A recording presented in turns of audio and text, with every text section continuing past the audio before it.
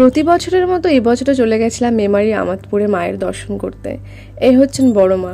এখানে বড় মা, মেজো মা, সেজো মা, ছোট মা 4 মাই থাকেন। এছাড়াও এখানে মহাদেবের পুজো করা হয়। এই হচ্ছেন মেজো মা। আর এখানে পুরো ভাইবটাই আলাদা। এখানে এতটা সুন্দর একটা পরিবেশ মুখে বলে বোঝানোর মতো না। এরপর আমরা চলে গেছিলাম সেজো মার কাছে।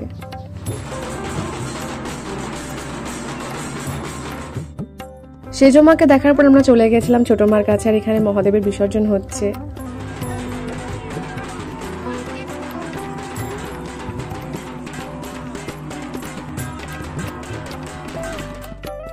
এই হচ্ছেন ছোট মা। আর এই ছোট মার দর্শন করে নেবার পর এখানে আরো অনেক পুজো হয় বলেছিলাম। এখানে মায়ের বিসর্জন ছিল।